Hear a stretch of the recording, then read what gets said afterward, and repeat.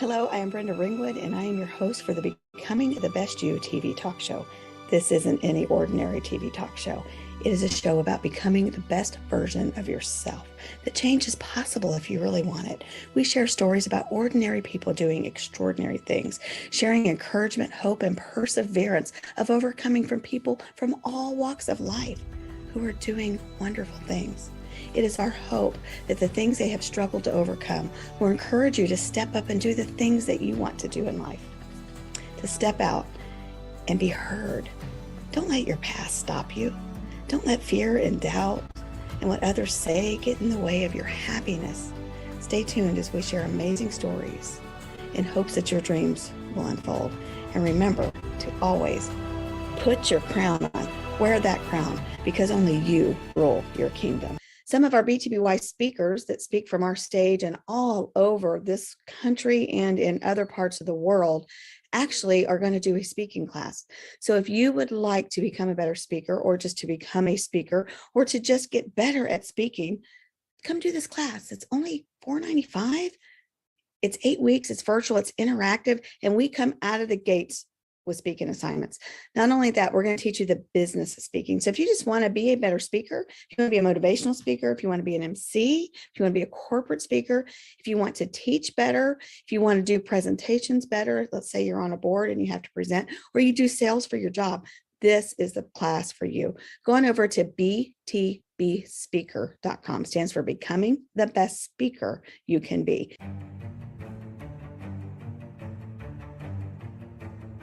Hi, it's Bren. I'm coming to you with another Btby TV episode about becoming the best person that you can be, a better version of yourself. I believe that if people want to change, they can. If they want to change their situations, they can do that. If it's something that they really want, I think you can change your mindset, change your actions, and that can change your life. And today we have Dr. Michael Freeland, who's going to tell us all about his book and this movement that he has. This movement is called Mental Real Estate. He does conferences. He has a book out called Free Your Land, and it's about your mental real estate, your mindset. So it fits in well with what we talk about. His book is also our sponsor choice for the Btby movement. So of course we had to interview him. So stay tuned as you watch Dr. Michael Freeland's story unfold. Hope you enjoy.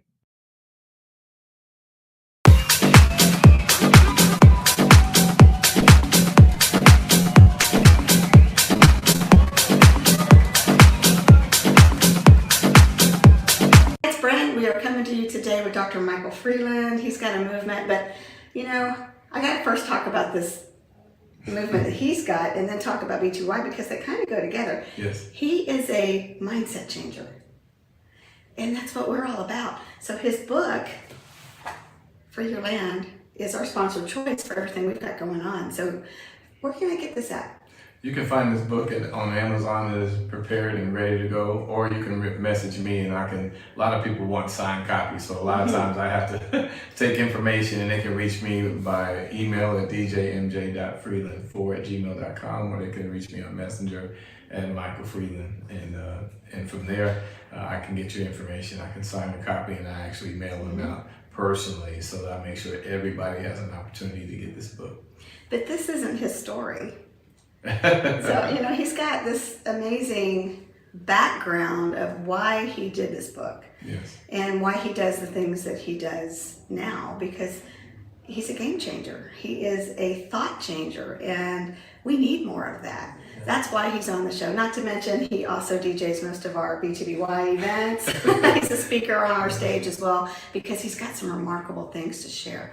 Mike, why don't you talk a little bit about your childhood and what that was like, you know, because I know you had some health issues. Yeah, and I still have health issues. I was born with a rare disease, a leg condition, and I didn't realize it until I was 5 years old is when it shown itself. I was born with the condition, and they said that this develops as you get older.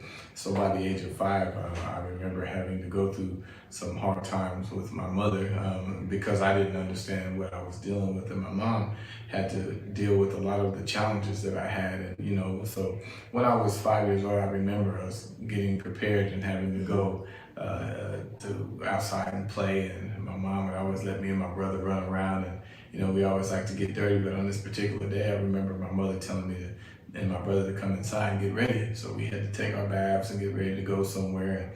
And back then, me and my brother would always share the bathtub, so we would take. I think baths. most siblings have that. Yeah, they didn't believe in wasting water Yep. back then. They wanted to maximize everything. So we was taking a bath, and my mom was washing me up, and I can remember her, noticing a difference in my leg. And while I was in the doctor's office, they ran all these tests. They didn't find out what was going on, so they decided they needed further screening with that. So they decided to fly me from Phoenix, Arizona to Boston Children's Hospital. Wow, and they flew you, so they thought it was serious. Yeah, they flew me by military craft because my dad was in the Air Force at the time. So they put me on that charter plane with the medical. I remember the big red plus on the side of the Kind of like MASH? Yes, just like MASH. They flew me from military, from the base that we was at in Arizona, and all the way to Boston Children's Hospital, where they had to perform a surgery because everything they had tested me for didn't show itself. And then they came to find out that it was called Miller's disease, which is a very rare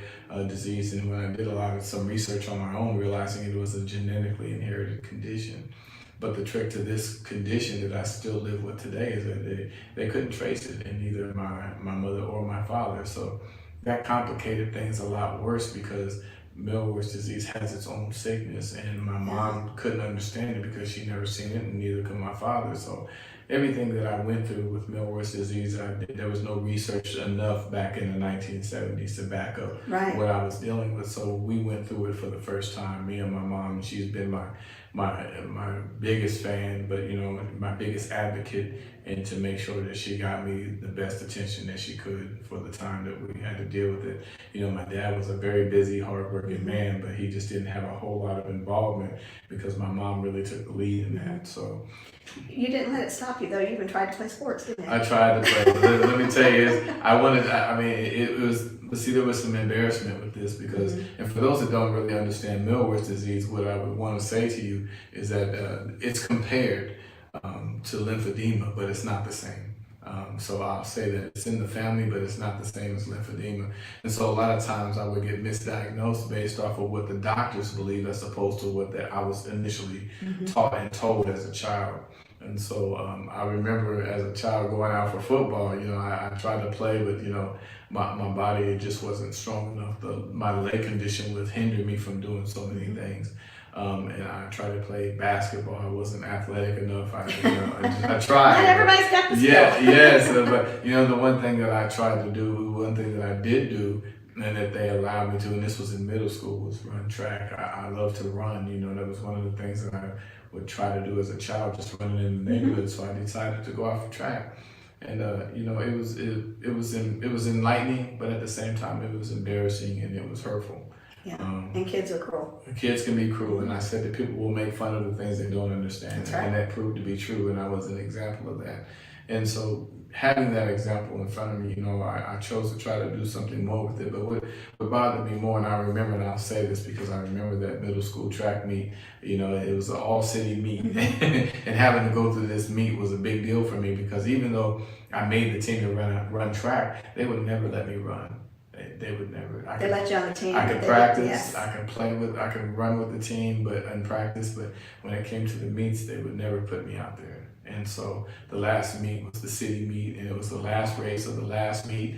And I finally heard my name called to run, the 400. And I remember running around that track when the gun goes off, and I got that first 100 in. I was doing pretty good. I got the second pretty good, but when I got around to that third 100, my leg condition started to set in, and I'm not going to make an excuse. I just noticed that I just didn't have the strength, and so I kept running because I wanted to be in that race so bad. You wanted to finish that race. I kept running, yes. And so I remember getting around to that last 100, and as I was getting past the last 100, and into the last 100, you can always remember that you always had to run in front of the crowd that last stretch to get to the finish line. You always ran in front of the bleachers. That's right, bleachers. Yeah, so all the fans would be there on the last 100, and the thing was, I could remember as I was running that last 100, I could hear the people in the stands because I had to wear shorts. So my leg condition was very visible for people to see. There was a difference between the two legs and the way it was shaped. So,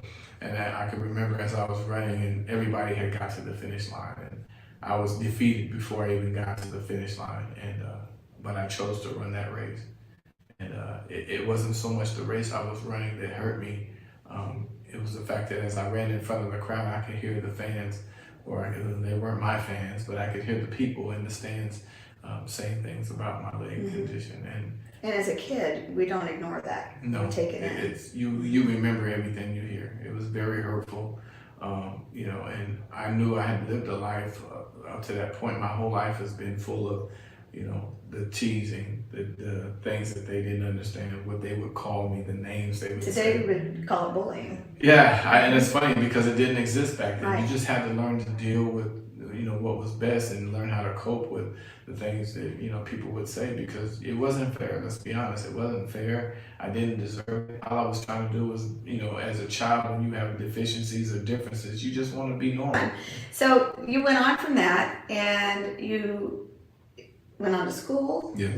Fill us in on what made you start doing DJing, because we gotta get to the DJ part before we get on to everything else. I love it because when I got into the whole music thing, I remember all of this goes back to just childhood, because my grandmother, rest her soul, she's no longer with us, but my grandmother used to have some of the most amazing get-togethers at her house. And this is an old school thing. We're talking about in the 1980s, when families would still get together and have fun together. We need to go back to that. Yes, I miss those days. We do. There was no question about who you was related to, because the whole family always showed up. Right, and we didn't have cell phones and distractions. Right. So if you did something, you were physically there. That's you right. were mentally there. Yeah, and so she had some of the most amazing music. And what I learned about, some of the older music is that when people made this music, they made it about something. They didn't it wasn't just something they threw together and said, hey, this is good, we're gonna make money off of it. A lot of these artists, especially particularly our Motown generations, they didn't have the music in place because they thought it was gonna just make them the most money. It was a story. It was a story, and Yes. it built relations to, what people were living through, going through in hard times that people had to survive. And so, and what I learned is I built a connection to the music based off of my life and what I was going through. And so, when I did that, I realized that it was really helping to heal me. And so the power in the music was really what I gravitated to, because it wasn't just about what people were saying, it was about what it was intended for. And so it was intended for me in certain ways that people who created this had no idea. And so I loved it, because now I'm having a conversation with a song because it was talking to me. Right. Absolutely. And he talks about, I have a shirt on. It's not about the music, it's about It's the experience. Exactly. It's not about the music, it's about the experience. So, and that's what I do. I mean, and realistically, I know that music plays a huge part in what people do and how they think and what they say. But when you can create an experience behind the music, now you dig into the hard work, as I say. You dig into the heart of the matter, because as you help people understand, why are you playing this? Why are you listening to this? What is it about this song that really attracts you to the music? Then now you can create quite a phenomenal experience. And change the environment. Yes, and I was thankful to do that at your last conference that you had me in, and the conference was amazing, by the way. But you were an even better speaker. So, I thank God for the He word. did a wonderful, he was our keynote on Sunday, and Yes. he brought it home, and he touched a lot of people, because sometimes we struggle. We don't know how to talk about it. We don't know how to deal with it. We don't know how to show it, or even to ask for help. Right. And even as speakers, a lot of times people think that we get on the stage because we're so accomplished. We have accomplishments, but to be accomplished means you've arrived, and none of us, and being honest, in my opinion, none of us have really arrived to a level that we're striving to say that we have made it, because we wouldn't really continue to do what we do if we really believe that everything that we've done doesn't have room for growth. That's right. We know that we have room to grow. We know that we have things that we can show, that we can help others with. So this is why a lot of times you see us speak and we talk about the journey, because the journey brings us here. It does. The journey brings us to mental real estate. The journey brings us to other areas in our life. But even as we make some strides and make some accomplishments and make new networks, we know that we're not done, because there's too many people out there that, even though we may have some progress, we realize that there's still some growth that we can do. But in the areas that we've achieved, there's so many people that just want to get to the lower level of some of the things that we do. And this is why it's important. Right. But you also, you're part of I Change Nations too, aren't you? I am. Can you talk a little bit about that? Yes, this is world-changing stuff. I'm not talking about just Kansas. Yes, we're talking about I Change Nations, who was founded and created by himself, Sir Ambassador King Clyde Rivers. And I was brought into this as a DJ. It's funny how music finds you in different locations in your life and helps you to grow. But working in I Change Nations has been amazing. And from there I became a World Civility Ambassador, to where I get an opportunity to travel around the world and continue to express the golden rule: treat others as you would have them treat you. And so it's been an amazing platform. And also becoming, I've received my honorary doctorate from working through I Change Nations, through the creation of Free Your Land, developing your mental real estate. It's a new ideology that has been accepted in so many different countries already, and so it's doing the work. So I'm grateful to his ambassador, his kingship, my friend Dr. Clyde Rivers, for what he has done to help mental real estate take ground in the platform that it needs to. So it's helping so many people around the world. It is, and that's why this book is important to him. But it's a short book, but it's packed full. There's no fluff, so you get right to the point in it, and it's changing the way people see themselves. Yes. And I love how it's allowing people to grow. So this is mental real estate, helps you dig into some of the best parts of you, where people can understand that there's so much more than what we know, so many more things than we believe. I mean, we have a belief system, but what is it going to mean when you actually can dig into the heart of the matter, of knowing who you are, accepting who you are? That's what you have to do. Yes, accept who you are. Yes. Because when you can accept who you are, then guess what? Some of these ideas are things that once you know what you want to do, know how you feel, know how the things that you do make you feel, and then realizing the power of mental real estate, how you can add the value to others. And people are afraid to move out of a certain situation of what people are going to think, or they don't think they're good enough. But the bottom line is, you can't hide from yourself. No. And if you think you're hiding it, trust me, you're not. Because I did a lot of that in my life, and that's you can't hide from it. The truth is going to come out. So you might as well face it and be who you are and do the things that you like to do. Yes. I like to tell people that they say, "Well, I don't have enough money to do that." Right. Well, you find money to go through drive-through, or to drink alcohol, or smoke cigarettes. So if it's something you really want to do, find a way to do it. Yes. You also have a job that you work. You've been an engineer for the state for many, many, many years. Yes. And you do the DJing. Yes. You've written a book. Yes. But you just got back from another country too. Actually, twice that I know of. Yes. Maybe even more than that this year alone, right? Twice this year. Yes. I had 3 times since November. I've been to Nairobi. I've been to Kisumu. I've been to Kisii.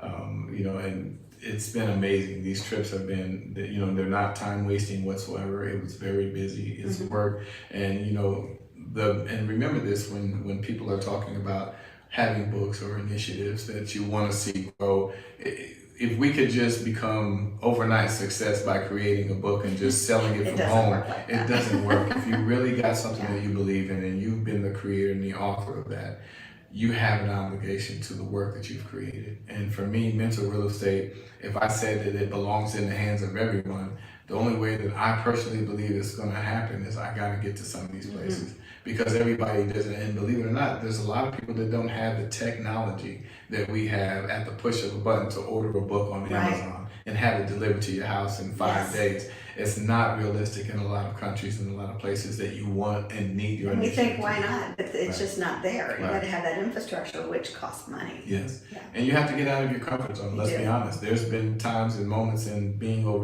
overseas or in Africa and other regions of the country that it can be a little nerve-wracking, because you're going in places that you didn't believe. I mean, there's sometimes I can't believe I made it here, and you're there, and now you have to operate within the gift that you've been given. And a really faith-based driven initiative is really what helps to carry you. If you have a faith system, believe in that system that you have, because you wouldn't be there if it wasn't meant for you to be there. And there's a reason and a purpose as to why you showed up. So when I go to other countries and I speak on mental real estate and I teach it, and I'm so honored right now. There's so many people right now on the ground over in Africa that believe in mental real estate, that they're now educating children. See, that's good. Yes, they're educating. Because that's where we start hiding ourselves, especially when we get in middle school, high school, trying to fit in, putting a mask on. There's a quote, and I know I'm going to botch it up, but it says, "You can never truly love yourself. I mean, really love yourself if you're putting on Right. a mask. Who are you? Mm-hmm. Yes, and this is a whole part of developing your, it didn't say mine, the book says developing Yes. your mental real estate, because as you develop who you become, you will develop a level of comfort. But let me be honest with you about developing your mental real estate. There's going to be some shameful moments. Mm-hmm. There's going to be some embarrassing moments. But you have to go through that Yes, to and get there's to the going next to, slide. right, Yes. because your strength comes through sometimes understanding that there's some failures that we have to overcome, because a lot of times your failures will stop you from succeeding. Right. And that's something how to think about that. When people have failed, they throw in the towel, they've quit. I can remember running that race, but where would I be if I had just stopped and walked off the field and never went to that finish line? The shoulda, woulda, coulda. Right. That's what happens. Right, exactly. So developing your mental real estate means you have to make it personal. Yes. It has to mean and matter more to you than it has to matter to anyone else, because there's a fight that only you can fight, and guess what? You're going to be in there by yourself. In some instances, That's right. It's going to matter that you stay in the fight, no matter how hard it is, no matter what it looks like, what they're telling you. There's a fight that only you can fight. And I mean, I'm confident. Only you can win it. Yes, and I'm confident that in developing your mental real estate, you will find the best version of yourself. Yes, you also have an event coming up yourself. Yes, Want to talk a little bit about that? Yes, on August 20th this year, 2022, I'm doing a mental real estate conference. It will be my second annual in Kansas City. It's funny because the first conference was so amazing, and so many things that happened. And I remember you as a recipient of the Mental Real Estate Award. Yes. So she was the launch pad of actually the award system in mental real estate. It is now being given in other countries around the world, and I'm so honored for that. But we have the conference coming up, and it's amazing. Again, we got another lineup of tremendous international global platform speakers that are coming to share their ideology and their philosophies in mental real estate. And the reason why I created this is because even though I have developed Free Your Land, developing your mental real estate, I also understand that my perspective may not be the only one in the room that needs to be heard. Because we say it all the time, I could say one thing to you and you might get it, but there's going to be somebody else in the room that may not register the same. So when we talk about that, how do I get the most out of what we're doing in mental real estate? Bring other perspectives, bring other ideas, bring other challenges to the table, allow people to connect with other people. So even though it's my conference and I'm proud to put this on, I understand fully that just giving you my perspective of mental real estate may not be enough. In parting, can you give us some words of wisdom on becoming the best you? Yes. Becoming the best you is a movement that, again, Brenda Greenwood has started, and I'm so proud and honored to be a part of that. But what does it mean for you? And when they say becoming the best you, it doesn't say becoming the best me. We can always point to someone else and say, hey, become the best you. But what about, this Looking you? at yourself. Look at yourself. When we're talking about becoming the best you, the challenges, the hardships, and let's be honest about a few other things. Sometimes it's the alterations of life when we've lost the loved ones or we've had some loved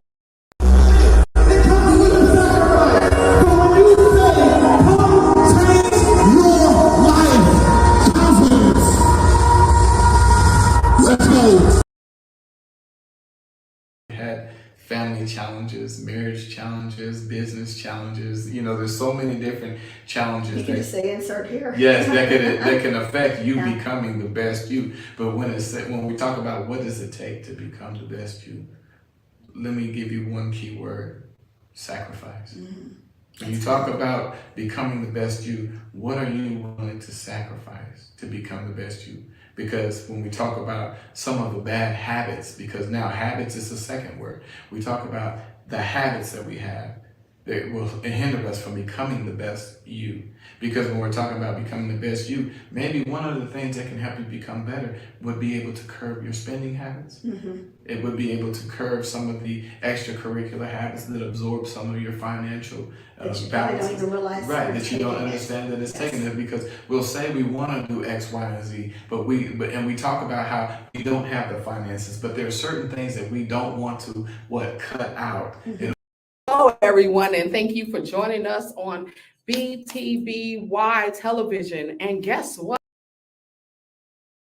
one, in order to help substantiate some finances somewhere else, you must take it away from something. As they say, you gotta sometimes rob Peter to pay Paul. You do. You do. And if Then wouldn't it be nice if you could get things so you didn't have to do that? Absolutely. So when we're talking about becoming the best you, one of the strong key points for me is to understand where will you sacrifice to be that better person. And as much as people want to pour into you, at some point you have to take accountability for what you pour into yourself. That's right. Will you invest in yourself? Because we will show up with a free ticket, but sometimes we won't even make the sacrifice to pay for that ticket, because we understand marriage challenges, business challenges. You know, there's so many different challenges. You can just say insert here. Yes, that can affect you becoming the best you. But when we talk about what does it take to become the best you, let me give you one key word: sacrifice. Mm-hmm. When you talk about becoming the best you, what are you willing to sacrifice to become the best you?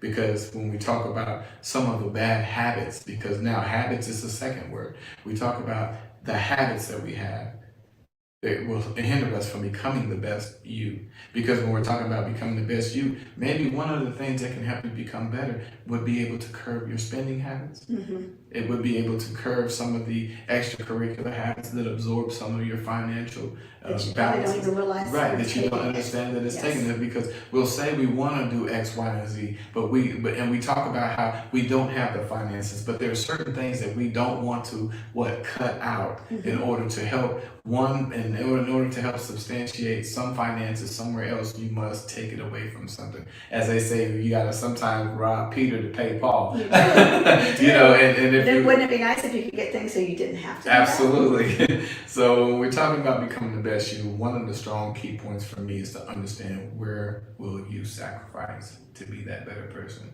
And as much as people want to pour into you, at some point you have to take accountability for what you pour into yourself. That's right. Will you invest in yourself? Because we will show up with a free ticket, but sometimes we won't even make the sacrifice to pay for that ticket, because we understand what it supports in someone else's initiative. And sometimes we don't even want to help. If you can't afford to go, maybe you know a friend, or not that you can't afford to go, say you can afford to go, but you don't want to go. You might be able to find that friend that needs to go, that can't afford to go. And this is the part where I say we know that there's other people that need that. And we can't reach everyone that you can. And we know that. And so this is why we set the stage for these platforms, to be able to get the information out there and help you to know that, listen, even if I can't show up, I know somebody down the street who's been struggling, somebody I sit and have coffee with every day who has their own challenges in life. And you know what? And sometimes the challenges are so strong that you may not even know how to respond to that. But see, when you want to become the best you and learning how to overcome your challenges, this is why this platform right here with Brenda Ringwood was created. Because we know that there's a word, we know that there's something that can be shared, there's something that can enlighten. You know, it's something how we even forsake just something as simple as a smile. We see people all the time and we pass them all the time, and you never know, sometimes that person hasn't smiled in weeks or months because they haven't had a reason. But when you learn how to become the best you, there's something about that. There's something in that helps you learn to develop so you can find your reason. People want to move, but they won't move without a reason to move. People want to smile, but sometimes they need a reason to smile. Why should I feel happy when my life has been so terrible, when so many things have happened? Hey, becoming the best you, overcoming challenges, understanding other people's challenges. But one thing I can say personally, is that it was hard for me to build a relation to some of the things I've gone through until I learned I wasn't alone. I wasn't the only person. It may not be the exact situation. It may not be the exact challenge. But when you hear what other people have gone through, sometimes it doesn't give you an excuse to complain. That is so true. So thank you for watching. We have some more just amazing stories coming up. You're going to be blown away. Mike is going to be doing his event in August. He's going to be back in October on the Btby stage. Always remember to change your mindset. That will change your actions, and that will change your life.